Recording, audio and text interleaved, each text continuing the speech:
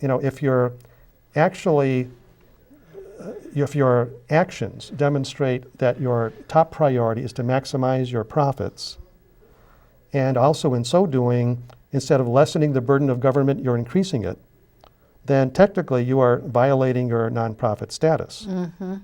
And that's another part of this whole thing. The legislators have patted themselves on the back as we've done a great job of protecting everything because we specify that these have to be nonprofit. But in our view, it's really more like your typical for-profit insurance companies who just, as you said, happen to latch onto this mechanism.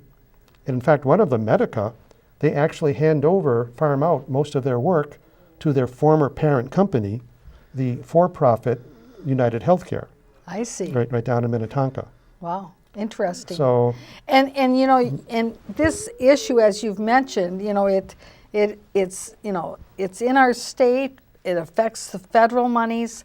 And at the beginning of the program, I had indicated that David Feinwachs had been on one of our programs here and talking about this issue, and he had the opportunity of testifying in front of Congress in Washington, D.C. And I did bring some film footage, short clips from that hearing in April 25th, 2012. And so would this be a good time to maybe show one of those clips? If you'd like. Yeah. Okay, so let's take to break up the... so let's take a look at sequence number 1. Let's take a look at sequence number 1.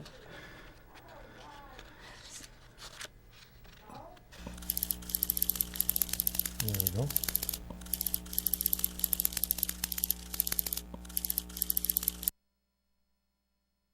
You said that you felt that and correct me if I'm wrong, that some government people, employees, were working with some providers and causing some of these problems. Is that right? Mr. Chairman, Congressman, yes, it does appear from what has occurred in Minnesota that some public employees and our HMOs were, in fact, collaborating, if I may use a kind word, in the conduct that we are questioning today. And that is under the previous administration and this administration? Is that what you're saying? Mr. Chairman, Congressman, it appears this has been going on for some years. It looks to me like at least from 2003. Until the present day? That is correct, sir. I understand. Well, I just wanted to make this clear, and I hope that, that you can, I'm sure somebody else will ask you some questions, because we'd be interested to know who these people are since you made this accusation. And if they are doing this as government employees, they ought to be fired, but more importantly, they need to go to jail.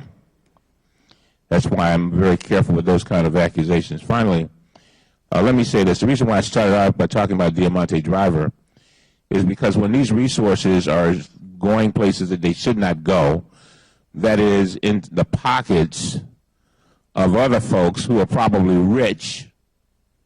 And every time I think about this stuff, it makes me mad, because I live in the inner city of Baltimore, and if somebody steals a $30 bike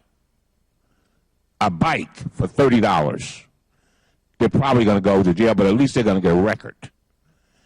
And so I want to make sure that some of these folks who are stealing hundreds of thousands, if not millions, get their chance to see their picture on a mugshot. That's pretty strong language, but the reason I think that it's so important to show that clip is because you were talking about that collusion. And I want our viewers to realize that it isn't just something that you suspect, something that you just might be saying here tonight and that you're alone in this thought. But this is consistent with testimony that was given in front of the United States Congress. Right. And that is a concern of our Congress out there in Washington, D.C., and the Solicitor General. I mean, that's why they've got investigations going on. I have a DHS email from 2002, internal email, regarding that intervention of the feds about can't do that cost shift. When it was explained that we 2 years ago shifted money from GAMC to MA to stay within our forecast figures, he, as the federal investigator, immediately viewed that we were cost shifting from an all-state program to a shared program. Parentheses, I can't imagine why. So for our next contract cycle, we will undo that shift. It'll get incorporated into our rates negotiations with the plans. Oh, okay. So- Incorporated into. Well, that just sounds like another way to, we're still going to include it, but we're going to Manipulate. do it in a different way. Potentially. I'll also, for the, to pipe up in Minnesota's defense, many states do these kinds of schemes. And unfortunately, the federal government has been very lax watching its own money, mostly because they've been wanting to trust the states to take care of this. They've assumed that because the states have skin in the game, half of the cost, that the states would protect their own interest. Sure. They, I guess, weren't counting on states getting into schemes to get extra money out of the feds. And so I was going to go back to the that UCare money, 2011. Yes, to please. return to that part of the story. Yes. So in 2010, the middle of 2010, Governor Pawlenty ended the GAMC program. No longer existed. Now, DHS, you would think, could have then reduced the payments for PMAP because there's no longer any need for a subsidy for that other program. But they didn't. This resulted in extra windfall profits. Now, Health Partners, Medica, and Blue Plus were very happy to get that. But the fourth one, UCare, got kind of nervous. They're the only one that doesn't have commercial policies, and it's very hard to kind of juggle the stuff among the different lines. And so for them, the extra profit sticks out like a sore thumb. And so that's what really moved them to repay it. Don't believe me. Here's their own words. Okay, let's hear their own words. I always love hearing their own words. Okay, so here's their auditors. This is from March 24, 2011. UCare will be making a voluntary one-time contribution to the state of Minnesota of $30 million. This represents 2010 surplus reserved earned in excess of the Minnesota Department of Human Services intended margin. And then from their CEO, Nancy Feldman, from the company, UCare, in March 16th to some state legislators. The $30 million represents what we consider to be excess 2010 operating margin for state public programs. Historically, DHS, Department of Human Services, set rates for GAMC that resulted in health plan losses, which were offset by higher medical assistance payments. When GAMC moved out of managed care in mid-year 2010, medical assistance rates were not lowered to reflect this overpayment. So this kind of embarrassment of riches, troubled UCare, but DHS called it a contribution. And Not a reimbursement. right, the CMS, the federal agency, knew that this was a return of Medicaid money, and they should be entitled to half of it. Oh, yes, definitely. They pressed the state for that, and finally, after a year went by, then DHS finally gave half of it to CMS. And by the way, just one interesting, again, regarding the media. This was referred to as an amazing, surprising corporate contribution. They'd never seen anything like this. What they didn't quite get right is that it wasn't really a corporate contribution, because what isn't well known is that although UCare claims it is a private nonprofit, although originally created by the U of M, it's at present its own bylaws and IRS reports show that technically it is still a subsidiary of the U of M. Oh, really? Interesting. Yes. And so this really wasn't a corporate contribution. And it raises some other questions about that whole part of all this. Excess profits coming back to the state.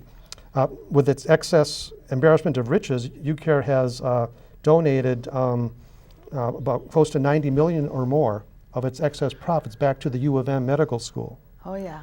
And this is a way to help, I guess, alleviate other shortfalls of overtly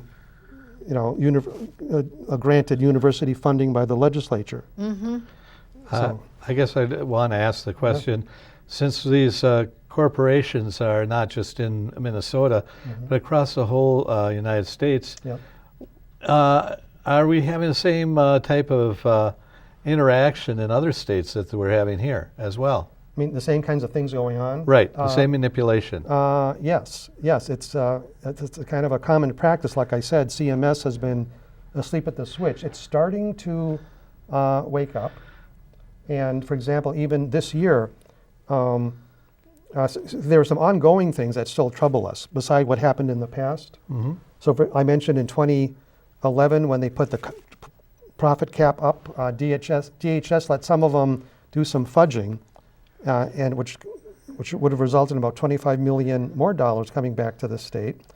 And then this year, the DHS was arguing with CMS about not wanting to have to audit some new incoming federal money for primary care, and almost endangered not having that money come into the state.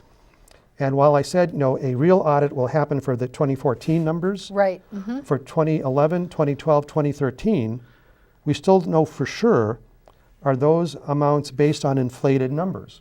And CMS is very concerned about that as well. So actually, say what we really need is auditing all the way through 2013, besides just waiting for 2014. Did I hear we have a phone call? Yeah, I think that, do we have a phone call?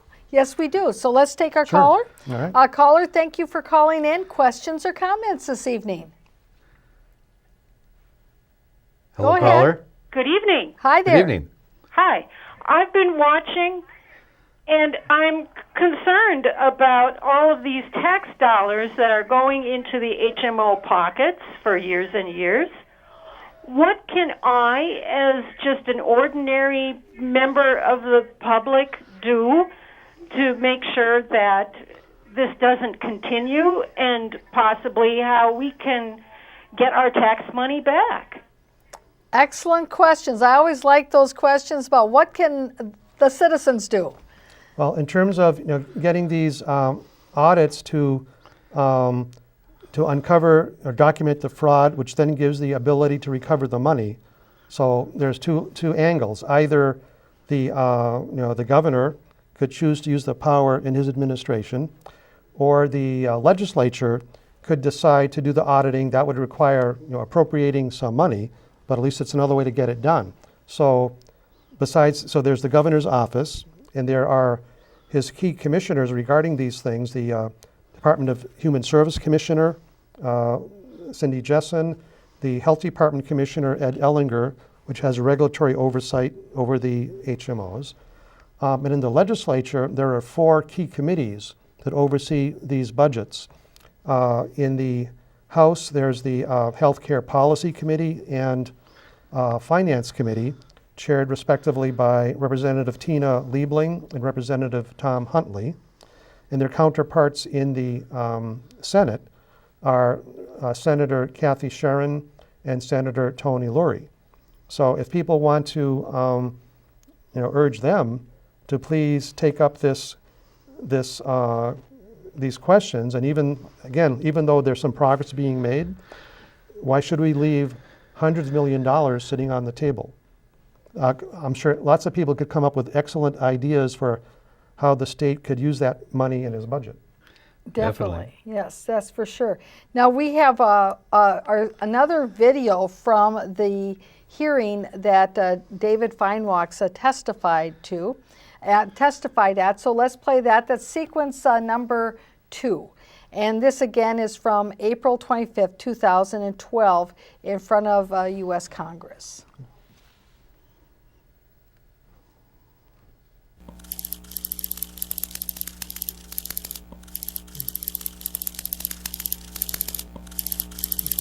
And next I have some special information. The state has implemented a successful competitive bidding process that has achieved over $500 million in taxpayer savings.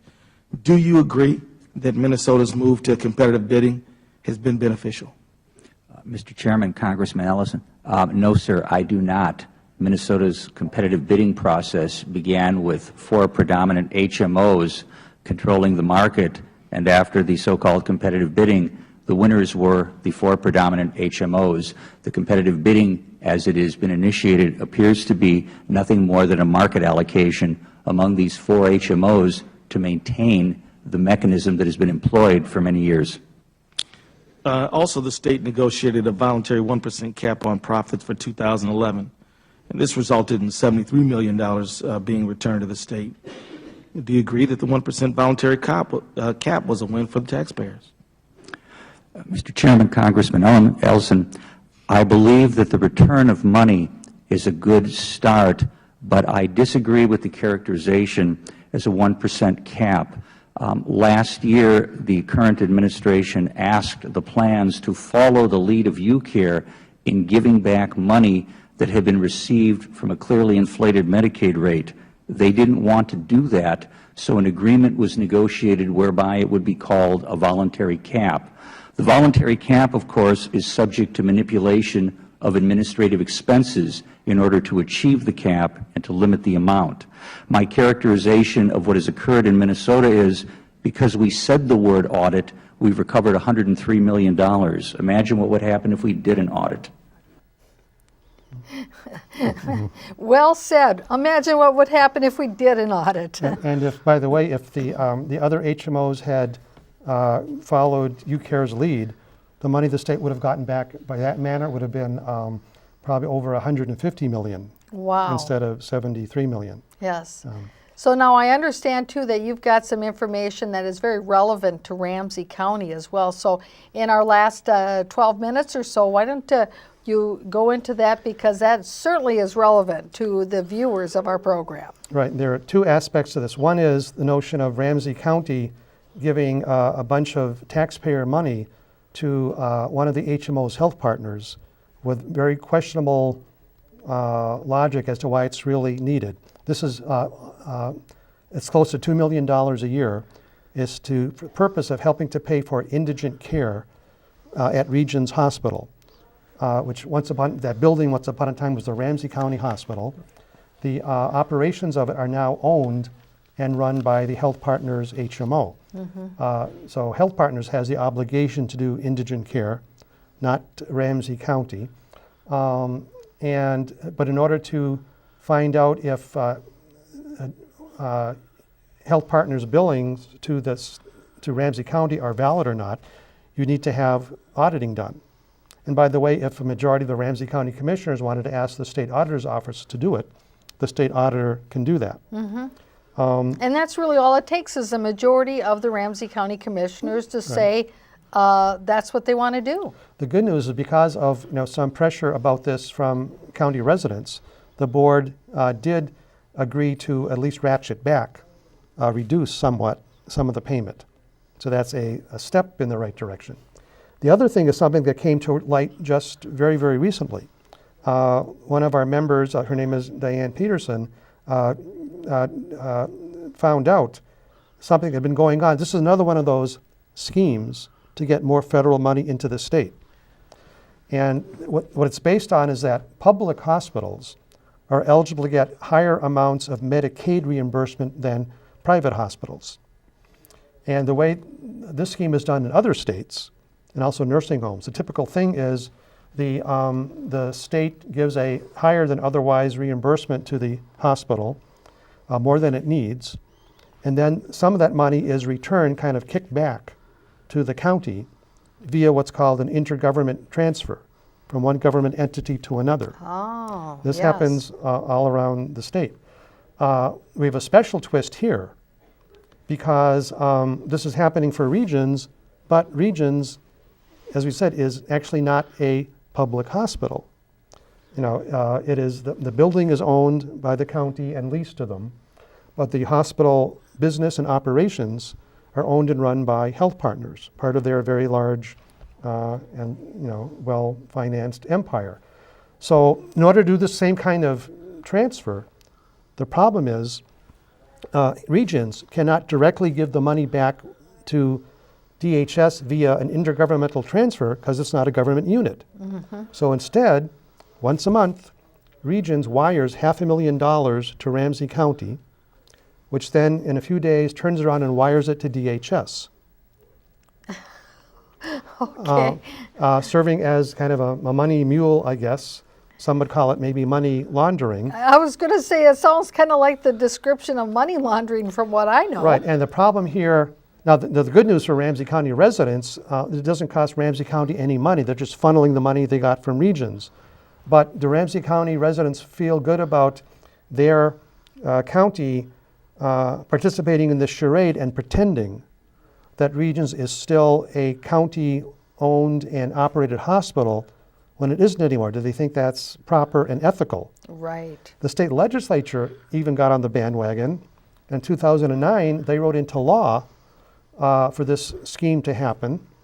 And what they did was they put Regions Hospital, lumped it together in the same category as Hennepin County Medical Center, Oh, really? and called both of these, quote, government hospitals, unquote.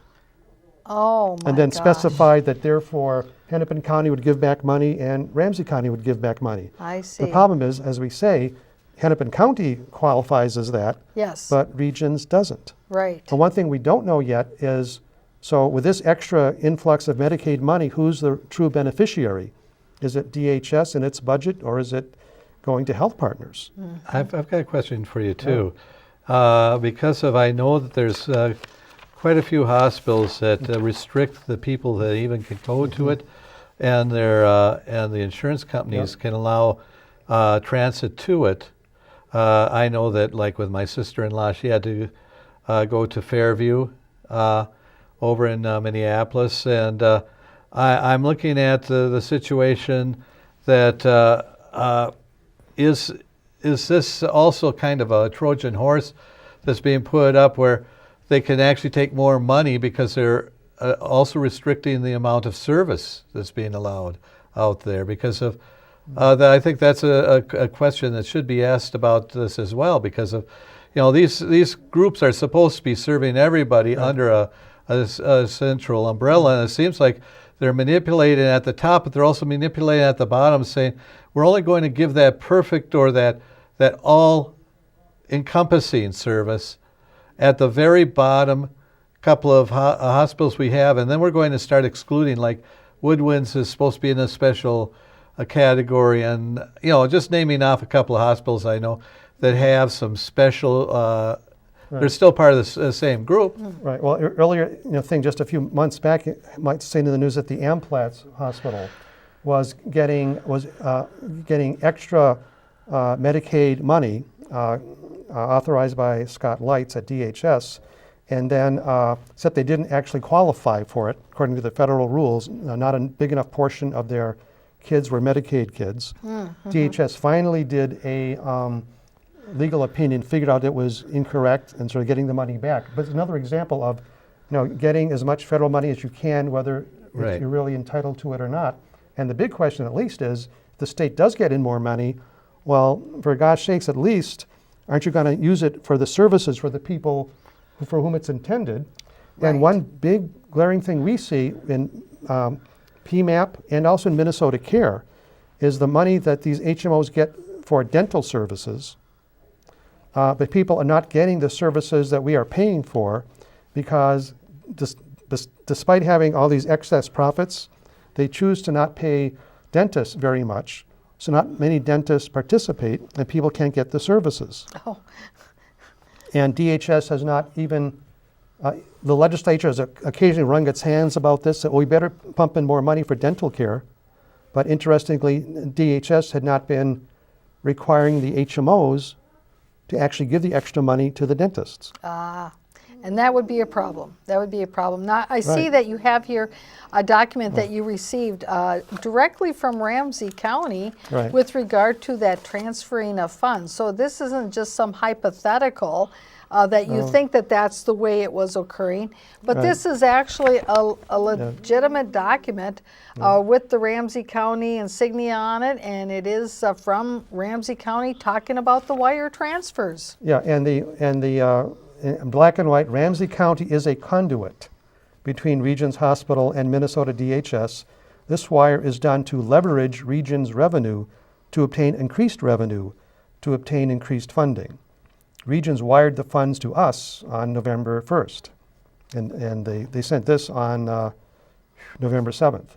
So admitting that they're just channeling the money, but the channeling of the money hinges on the county, in so many words, pretending that they own and operate the hospital. Right, because this could not happen without Right. the county participating, because otherwise there wouldn't be a conduit to be had. And a fascinating thing for any auditors to look into, such as ones that Ramsey County might want to get going, like the state auditor's office. So this $500,000 a month that Regions wires to Ramsey County, how do they classify that expense? Yes. What is that money for? Exactly. Now, in our last couple of minutes here, if we could put up the screen on the screen generator there, so that way our viewers can see how to get a hold of Buddy. It's got all the contact information, and once we get that up, then certainly, Buddy, I want to give you the last 2 minutes here to be able to say your last words of wisdom to our viewers. Well, just realizing that this is a big problem. There's, like I said, a huge amount of money at stake, and although things are moving in the right direction, it's unclear whether they'll move as fast and as far as they really should. At the very least, those hundreds of millions of dollars that are sitting there, we don't think those should just be sitting there. And I think we're going to zoom a camera in on this. And on the website, you'll find links to download our report and other documents and reports of ours. That's great. So you can read these things for yourself by going to our website. Right, and I think this is great that you've got this report available. I've had the opportunity of looking at it briefly when David Feinwalk was on the program, and it is a fascinating read. And so it's called "Who Was Minding the Store?" I thank you for coming on, because it's something that's very important for us to have, and it's kind of a gift for our Christmas time to let people know what really is happening behind the scenes. Thank you for coming. Yes. Thanks for having me. Well, and I hope sometime it might work out that you might be able to make the trek down here again and give us a follow-up on what's happening and how things are changing, if they're changing at all. We know how government works, very slowly. A lot more and how long the federal auditors will take for their investigation, we have no way of knowing that Right. either. Yeah. But they're digging, they're very serious about it. They've been there almost a year, and so they think there's something there. Good. Excellent. Well, thank you again very much. And to our viewers out there, thank you very much for tuning in to the Citizens Reporter. Have a great holiday, and we'll see you again next Friday. Happy holidays. Bye-bye.